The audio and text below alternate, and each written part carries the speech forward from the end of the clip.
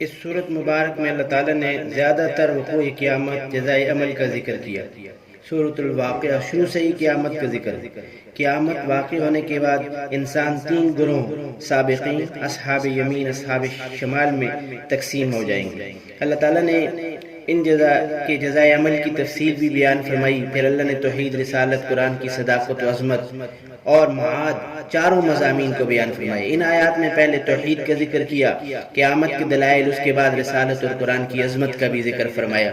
اللہ کا ارشاد ہے، تخلیق انسانی کے کو بطور دلیل پیش کیا، نحن خلقناکم، ہم نے پیدا کیا تم کو، فلولا تصدقون، پس تم تصدیق کیوں نہیں کرتے۔ ہر چیز کا خالق اللہ ہے، جس سے کوئی بھی صاحب عقل انکار نہیں کر سکتا۔ جب خالق، مالک، مدبر اور متصرف وہ ہے، تو پھر موت اور زندگی کی قدرت رکھنے والی صرف واحد ذات ہے، جسے اللہ کہتے ہیں۔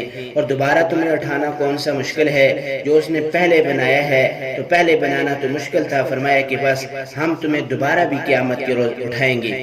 افرائیتم، پھر اس تخلیق انسانی کی وضاحت کرتے ہوئے ارشاد فرمایا، افرائیتم ما تمنون، بھلا دیکھو تم کو تمہارا کام تو صرف اتنا ہے کہ تم عورت کے رحم میں قطرہ آب ٹپکا دیتے ہو، اس کے بعد تمہارا کام ختم ہو جاتا ہے۔ یہ منی کا جو قطرہ ہے، یہ خلیات ہیں۔ یہ سائنس کہتی ہے کہ یہ مرد کا جو خلیہ ہے عورت کے خلیے کے ساتھ ملتا ہے، پھر یہ جو ہے آگے کا سفر کرتا ہے، اس تیزی کے ساتھ جو ہے آگے ملتے ہیں، جسے غیر مرئی طاقت ان جنیات کو دیکھ نہیں سکتی ہے۔ 250 ملین 25 کروڑ خلیات کو ایک خلیے کے مقابلے میں جو ماں کو ہوتا ہے آنا ہوتا ہے، اور اس عمل کو 1 گھنٹے میں مکمل ہونا ہوتا ہے۔ اگر حساب لگایا جائے تو ایک خلیے کی درست جانچ میں صرف 1 سیکنڈ لگائیں تو پورے 2 ماہ کا طویل عرصہ درکار ہے۔ لیبارٹری کے طور پر اس پیچیدہ سطح کی جانچ کے لیے جدید ساز و سامان سے لیس ہو کر 1000 ماہرین حیاتیات کی خدمات حاصل کی جائیں تو بھی کئی سال چاہیے، اور یہ قدرتی عمل صرف گھنٹے میں مکمل ہوتا ہے، اور اس کو 2 خلیوں میں جو ہے مل جاتے ہیں، اور ایک خلیہ دوسرے خلیے سے مل کر برابر ہوتا ہے۔ اس لیے پھر جو ہے اس کے رحم کے اندر داخل ہو جاتا ہے، رحم کی دیوار سے چپک جاتا ہے، اور خون کے ذریعے اس کی نشو و نما شروع ہو جاتی ہے۔ اس کیفیت کو اللہ رب العزت نے قرآن میں علقہ کہا ہے۔ ایک صحت مند بچہ 30 ارب خلیوں پر مشتمل ہوتا ہے، مگر نشو و نما کے دوران 60,000 خصوصیات مسلسل اور محکم صورت میں وقوع پذیر ہوتی رہتی ہیں۔ مثلا خلیوں کی تعداد 256 تک پہنچتی ہے تو آنکھ کی پتلیوں کا رنگ، کان کی کرکری ہڈی کا تعین ہوتا ہے۔ اس زبان کی جلد، گردوں کے خلیے کی خصوصیات 221 نمبر کی وجہ سے ممکن ہے۔ اگر ان کے درمیان میں 1 سینٹی میٹر کے کروڑویں حصے کے برابر بھی غلطی ہو جائے تو انسانی ذہن اور جسم میں شدید نقائص پیدا ہو جاتے ہیں۔ یہ مالک کا ایسا انمول نمونہ ہے، اللہ تعالیٰ اس نے اسپیشل طور پر اس کو ذکر کیا، اور سائنس ابھی اس کو کھول کر بتا رہی ہے کہ واقعتاً یہ جو پروسیس ہے اور یہ جو بتدریج گزرنا ہے، یہ بہت ہی اعلیٰ ہے، یہ انسان کی عقل سے ماورا ہے، اور انسان اس کو سمجھنے میں بھی جو ہے مشکل کا شکار ہو جاتا ہے۔ اللہ تعالیٰ نے اس لیے فرمایا بس تمہارا یہ کام ہے کہ تم اس منی کے قطرے کو ٹپکاتے ہو، اس کے بعد انتم تخلقونہ ام نحن الخالقون، رحم مادر میں پرورش پانے والے بچے کو تم پیدا کرتے ہو یا ہم پیدا کرتے ہیں۔ اللہ نے تخلیق انسانی کو ایک عام فہم دلیل کے ذریعے سمجھایا کہ آدمی کا کام تو صرف اس قدر ہے کہ وہ بیوی کے ساتھ مجامعات کر کے علیحدہ ہو جاتا ہے، پھر 9 ماہ کے عرصے میں اس قطرے آب کو مختلف حالتوں سے گزار کر گوشت پوش ہڈیوں کے مجموعہ کی صورت میں یہ ماں کی پیٹ کے اندر کون پرورش کرتا ہے۔ اللہ نے سورۃ المؤمنین میں اس کی تفصیل بیان فرمائی کہ جب مرد نے عورت کے رحم میں قطرہ ٹپکا دیا تو ہم نے اس نطفے کو لوتھڑا بنایا، پھر اس لوتھڑے سے بوٹی بنائی، پھر بوٹی کی ہڈیاں بنائی، پھر ہڈیوں پر گوشت چڑھایا، پھر اس کو نئی صورت بنا دی۔ فتبارک اللہ احسن الخالقین، بس تمہارا رب بڑا ہی بابرکت ہے جو بہترین بنانے والا ہے۔ حدیث شریف میں ہے، پیدائش کے بعد تفصیلات بیان فرمائی کہ کس طرح اللہ تعالیٰ ماں کے پیٹ میں مختلف تبدیلیوں کے ذریعے بچے کی تکمیل کرتا ہے، اور ہر تبدیلی 40 دن کے بعد عمل میں آتی ہے کہ ہر بچے کے اعضاء، جوڑ، ہڈیوں، بال، کھال اور تمام ظاہری باطنی قوا پیدا ہو کر بچہ مکمل صورت میں باہر آتا ہے۔ کائنات میں انسانی جسم ایک پیچیدہ ترین چیز ہے جسے اللہ کے فرشتے اللہ کے حکم سے مقررہ مدت میں مکمل کرتے ہیں، اور نسل انسانی کی ابتدا سیدنا آدم علیہ السلام سے ہوئی، جن کو اللہ تعالیٰ نے مٹی جیسے حقیر چیز سے پیدا فرمایا اور اسی کے وجود سے اس کو جوڑ دیا، پھر ان کے ملاپ سے نسل انسانی آگے شروع ہو گئی ہے۔ بہرحال اللہ تعالیٰ نے دریافت کیا کہ تم نے یا کسی حکیم ڈاکٹر سائنسدان نے انسان کو نہیں بنایا، ہم نے بنایا ہے۔ اللہ نے نہ صرف انسان کا جسم بنایا بلکہ اس میں جان ڈالی، روح پھونکی، جو نہایت ہی لطیف اور حیرت انگیز چیز ہے، بلکہ اس کی حقیقت کو سمجھنا ہی بڑا مشکل ہے۔ پھر دیکھیے دنیا میں اربوں انسان موجود ہیں، مگر دو اشخاص شکل و صورت میں بعین ہی نہیں ملتے۔ اللہ تعالیٰ نے ان کی فنگر پرنٹ تک کو الگ بنایا ہے، یہ شاکار ہے۔ والذی یصورکم فی الارحام کیف یشاء، اللہ کی ذات وہ ہے جو ماؤں کے رحم میں حسب منشاء تمہاری شکل و صورت بناتا ہے۔ میرے بھائیو، پھر اللہ تعالیٰ نے کہا کہ موت اور بعد الموت کو یوں ذکر فرمایا کہ ہم نے تمہیں پیدا کیا، خاص وقت تک زندگی دی، پھر نحن قدرنا بینکم الموت، ہم نے تمہارے درمیان موت کو مقدر کر دیا، اور ایک مقررہ وقت پر ہر شخص موت سے ہمکنار ہو جاتا ہے، پھر وہ آگے چلتا ہے۔ پھر کائنات کی مجموعی موت کے لیے بھی ایک وقت مقرر ہے، جب یہ ساری کائنات اللہ تعالیٰ دھڑام سے ختم کر دے گا۔ اللہ کی کتاب نے اس کی وضاحت فرمائی ہے۔ ہم نے اپنے اس منصوبہ میں پر عمل درآمد پر مکمل قدرت رکھتے ہیں، وما نحن بمسبوقین، اور اس کام سے کوئی ہمیں عاجز کرنے والا نہیں ہے، بلکہ ہم اس کام کو لازماً پائے تکمیل تک پہنچائیں گے۔ پھر فرمایا ہم اس بات پر بھی قادر ہیں علی ان نبدل امثالکم، کہ تمہیں ختم کر دیں، تمہاری جگہ دوسرے لوگ تبدیل کر دیں۔ سورۃ الفاتر میں اللہ کا فرمان ہے ان یشاء یذھبکم ویأتی بخلق جدید، اگر وہ چاہے تو تم کو نابود کر دے، ختم کر دے اور تمہاری جگہ نئی مخلوق لے آئے۔ بعض مفسرین نے یہ معنی فرمایا تم انسان بنے پھرتے ہو، ہم چاہیں تو تمہاری شکلیں بدلی کر دیں، بندر بنا دیں، خنزیر سور بنا دیں۔ بعض سابقہ اقوام میں اللہ نے یہ سزا دی تھی، لہٰذا تمہیں اللہ تعالیٰ کا شکر ادا کرنا چاہیے کہ اللہ تعالیٰ نے تمہیں توحید، وقوع قیامت کی تصدیق کرنے والا بنایا ہے۔ پھر فرمایا وَلَقَدْ عَلِمْتُمُ النَّشْأَةَ الْأُولَىٰ، اور البتہ تم پہلی اٹھان یعنی پیدائش کو تو جانتے ہو، تمہیں یقین ہے کہ تم خود بھی پیدا ہوئے ہو، اپنے سامنے دوسروں کو بھی پیدا ہوتے ہوئے دیکھتے ہو۔ پہلی پیدائش سے صرف انسانوں کی نہیں بلکہ تمام حیوانات، چرند پرند، نباتات، ہر چیز، تمام مخلوقات، سب کو پیدا کرنے والا اللہ ہے۔ فلولا تذکرون، پھر اس مشاہدے سے نصیحت کیوں نہیں پکڑتے ہو؟ یاد رکھو اللہ تعالیٰ نے ہر چیز کی پہلی تخلیق کا ذکر کر کے دوبارہ تخلیق پر دلیل قائم کی ہے کہ اگر انسان ذرا بھی غور کرے تو اسے جزائے عمل کی بات سمجھ میں آ سکتی ہے۔ پھر آگے اللہ تعالیٰ نے دوسری دلیل پیش کی ہے کہ خالق میں ہوں، میں ہی رب ہوں، میں ہی پروردگار ہوں، میں ہی تمام کاموں کو نپٹاتا ہوں، میں ہی تمام چیزوں پر قدرت رکھتا ہوں۔ افرأیتم ما تحرثون، کھیتی باڑی بطور دلیل قدرت پیش کی ہے، بھلا بتلاؤ تم جو کچھ زمین میں بوتے ہو، انتم تزرعونہ ام نحن الزارعون، کیا یہ کھیتی باڑی تم کرتے ہو یا ہم کرتے ہیں؟ پہلے انسان کی تخلیق کا ذکر کیا تھا کہ تم صرف نطفہ ٹپکاتے ہو، پھر اس کو حسین و جمیل زندہ انسان کی صورت میں کون پیدا کرتا ہے؟ اب یہاں نباتات کا ذکر کیا کہ تم زمین تیار کر کے بیج ڈال کر چلے جاتے ہو، پھر زمین کو پھاڑ کر وہاں سے انگوریاں کون نکالتا ہے؟ غلہ، پھل پھول، سبزیاں کون لگاتا ہے؟ یہ اللہ تعالیٰ کی ذات ہے جو تمہارے لیے، تمہارے جانوروں کے لیے خوراک اگاتا ہے۔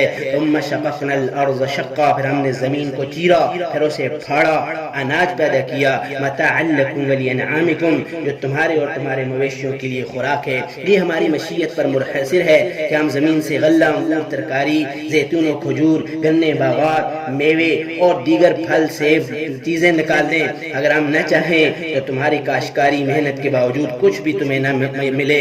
بعض اوقات اللہ تعالیٰ پانی منقطع کر دیتا ہے، بارش نہیں برساتا ہے، دریا سوکھ جاتے ہیں، ٹیوب ویل کام نہیں کرتے ہیں، فصل نہیں آتی ہے۔ ذرا سوچیں کھیتی باڑی تم کرتے ہو یا ہم کرتے ہیں؟ اللہ تعالیٰ کا حکم نہ ہو تو نہ ٹریکٹر کام کرتے ہیں، نہ کھادیں مفید ثابت ہوتی ہیں، بیج، پانی، کھاد سب بیکار ثابت ہو جاتے ہیں۔ لو نشاء لجعلناہ حکاما، اگر ہم چاہیں تو کھیتی کو پامال شدہ بنا دیں، ختم کر دیں، بسم کر دیں، فصل پک کر تیار ہو جائے، آسمانی آفت آ جائے اس کو جلا کر راکھ کر دے، پکی پکائی فصل آندھی آ پر، سیلاب آ جائے، ٹڈی دل لشکر آ جائے، فظلتم تفکہون، تم باتیں بناتے ہی رہ جاتے ہو، اپنی فصل یا پھل کو برباد ہوتے دیکھ کر تو زبان سے اس پر افسوس کا اظہار ہی کر سکتے ہو۔ تم میں اتنی طاقت نہیں ہے اپنی محنت کو رگاں جانے سے بچا سکو، یہ کون بچانے والا ہے؟ پھر تم اس طرح کی باتیں کرتے ہو، انا لمغرمون، کہ ہم پر تو تاوان ہی پڑ گیا، کھاد بیج بانی اور محنت کا ثمرہ ملنے کے بجائے اپنے پاس سے خرچ کیا ہوا پیسہ بھی ضائع ہو گیا، اور تمام جو پہلا ہمارا بنیادی پیسہ تھا وہی ختم ہو گیا، ہم پر تو تاوان پڑ گیا۔ بل نحن محرومون، بلکہ ہم تو کھیتی کے فوائد سے ہی محروم ہو گئے، ہمیں کچھ نہیں ملا۔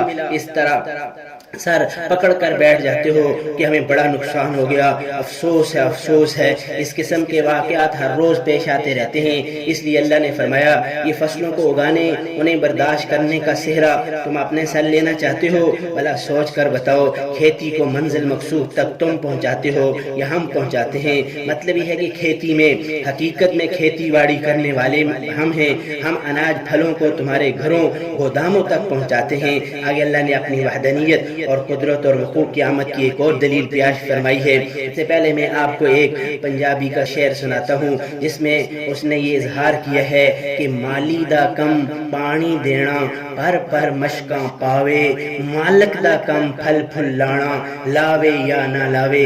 آپ کا کام صرف بیج کو چھپا دینا ہے، اندر وہ بیج کتنی طاقتوں سے لڑتا ہے کومپل بننے تک، پھر آگے کا سفر کرتا ہے، پھر آگے تناور درخت بننے تک، تناور جو ہے پھل لانے تک، اس وقت تک وہ کتنے ساری مصیبتوں سے اور کتنی ساری چیزوں سے گزرتا ہے، اور اس کی حفاظت کر کے اللہ ان دانوں کو محفوظ کرتا ہے۔ فرمایا یہ حفاظت ہمارے ذمہ ہے۔ آگے فرمایا افرأیتم الماء الذی تشربون، بھلا اس پانی کو تو دیکھو جو تم روز مرہ پیتے ہو، سوچ کر بتاؤ، اانتم انزلتموہ من المزن ام نحن المنزلون، کیا تم نے اس پانی کو 100% سفید بادلوں سے اتارا ہے یا ہم اس کو اتارتے ہیں؟ پانی ایک ایسی نعمت ہے جس پر تمام جانداروں کی زندگی، نباتات اور حیوانات کی نشو و نما زندگی کا انحصار ہے۔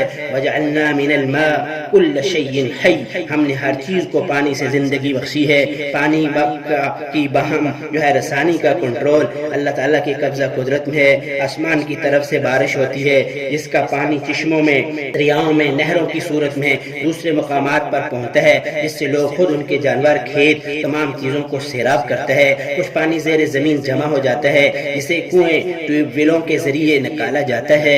دوسرے مقام پر فرمایا فَسَلَكَهُ يَنَابِيعَ فِي الْأَرْضِ، پھر اسے چشموں کی صورت میں زمین میں بہا دیتا ہے، جس سے کھیتی باڑی ہوتی ہے۔ یہ پانی اللہ نازل کرتا ہے جس سے اس کی مخلوق مستفید ہوتی ہے۔ اگر انسان اس پر بھی غور کرے تو اللہ کی وحدانیت، قدرت اور وقوع قیامت کا مسئلہ سمجھ میں آ سکتا ہے۔ لو نشاء جعلناہ اجاجا، اگر ہم چاہیں تو اس پانی کو کھاری بنا دیں جو پینے کے کام آ سکے، نہ فصلوں کو سیراب کر سکے۔ اللہ نے تمہیں میٹھا پانی مہیا کیا ہے، تم پر اللہ نے احسان کیا، فلولا تشکرون، پس تم اللہ تعالیٰ کے احسان کا کیوں شکر ادا نہیں کرتے ہو؟ جیسی عظیم نعمت کے اعتراف میں یہ دعا نبی علیہ السلام نے سکھائی، الحمدللہ الذی سقانا عذبا فراتا برحمتہ ولم یجعلہ ملحا اجاجا بذنوبنا، اللہ تعالیٰ کا لاکھ لاکھ شکر ہے جس نے ہمیں اپنی رحمت سے میٹھا خوشگوار پانی پلایا، اور ہمارے گناہوں کی وجہ سے اس نے اسے کھارا نہیں بنایا، کڑوا نہیں بنایا۔ یہ اللہ تعالیٰ کی بہت بڑی نعمت ہے، اس پر اللہ کا شکر ادا کرنا چاہیے۔ میرے بھائیو، شکر جتنا کریں گے اللہ ان نعمتوں کو زیادہ فرمائیں گے۔ فرمایا لئن شکرتم لازیدنکم، اگر تم شکر کرو گے ہم ان نعمتوں کو اور تمہارے لیے زیادہ فرما دیں گے اور زیادہ کر دیں گے، یہ اللہ کا وعدہ ہے۔ پھر فرمایا افرأیتم النار التی تورون، بھلا بتاؤ تم یہ آگ جس کو تم سلگاتے ہو، انتم انشأتم شجرتها ام نحن المنشئون، کیا اس آگ کو جلانے کے لیے درخت تم پیدا کرتے ہو یا اس کو پیدا کرنے والے ہم ہیں؟ ظاہر آگ لکڑی جلانے سے پیدا ہوتی ہے، لکڑی حاصل کرنے کے لیے درختوں کی ضرورت ہوتی ہے، ان کو بھی اللہ تعالیٰ نے پیدا کیا۔ لکڑی کے علاوہ معدنی کوئلہ بھی ایندھن کے طور پر استعمال ہوتا ہے۔ سائنسدان کہتے ہیں یہ بھی بڑے سخت قسم کے درخت تھے جو حادثات کی وجہ سے زمین کے نیچے دب گئے، پھر پتھروں کوئلے کی صورت میں تبدیل ہوئے، پھر ان پتھروں کوئلوں کے درمیان حبس کی وجہ سے جو گیس پیدا ہوتی ہے آج کل اسے بھی نکالنے کا ذریعہ استعمال کیا گیا ہے کہ اس کو سوئی گیس کے طور پر استعمال کرتے ہیں۔ یہ بھی اللہ تعالیٰ کی قدرت کا کرشمہ ہے۔ جو ایندھن کی ضروریات بڑھ رہی ہیں، تیل اور گیس کی صورت میں نئے نئے وسائل بھی اللہ تعالیٰ سامنے لا رہا ہے۔ غرض آگ جلانے کا عمومی ذریعہ لکڑی ہے، جس کے درختوں کے متعلق اللہ نے فرمایا آگ کے درخت تم نے پیدا کیے یا ہم نے پیدا کیا۔ اب تو سورج کی شعاؤں سے بھی انرجی حاصل کرنے کے تجربات ہیں۔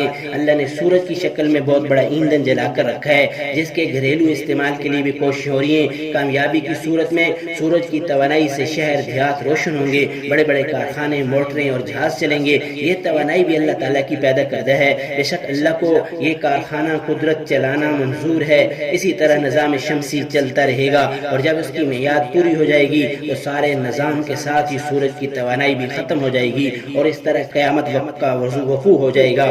اسلام نے فرمایا آگ، پانی اور گھاس تین ایسی مشترک اشیاء ہیں جن سے فائدہ اٹھانا ہر شخص کا حق ہے، اور ان اشیاء سے استفادہ حاصل کرنے سے کسی شخص کو منع نہیں کرنا چاہیے۔ ہاں، ان میں سے کوئی چیز اگر کسی کی ذاتی ملکیت ہو تو پھر مالک کی اجازت حاصل کرنا ضروری ہے۔ پھر بھائیو بتایا کہ یہ اقوام محتاج بھی ہوتا ہے، یہ معنی بھی درست ہے، کیونکہ ضرورت مند جو ہے وہ اس سے فائدہ اٹھاتے ہیں۔ پھر فرمایا کہ یہ اللہ تعالیٰ کی قدرت ہے کہ اللہ تعالیٰ نے یہ آگ ایندھن کے طور پر تمہیں استعمال کرنے کی ہدایت کی ہے۔ یہ ساری موٹر گاڑیاں، ریل گاڑیاں، ہوائی جہاز بند ہو جائیں، اس طرح پوری دنیا کا نظام ٹھپ ہو کر رہ جائے۔ اس لیے فرمایا ضرورت مندوں کے لیے یہ آگ بہت بڑے فائدے کا سامان ہے، یہ ہم نے تمہارے لیے پیدا کیا ہے، یہ ہم نے بنائی ہے۔ ان انعامات دلائل قدرت کا ذکر کرنے کے بعد اللہ تعالیٰ فرماتے ہیں فسبح بسم ربک العظیم، بس آپ عظمتوں والے پروردگار اور رب کے نام کی تسبیح بیان کریں۔ اس کا فائدہ یہ ہوگا کہ انسان اپنے عقیدے اور عمل کو درست کر لے گا، اللہ تعالیٰ کی وحدانیت، نبی علیہ السلام کی رسالت، وقوع قیامت پر ایمان اس کا مکمل ہوئے گا، جزائے عمل کو برحق جان کر اس کی تیاری میں وہ مصروف ہو جائے گا۔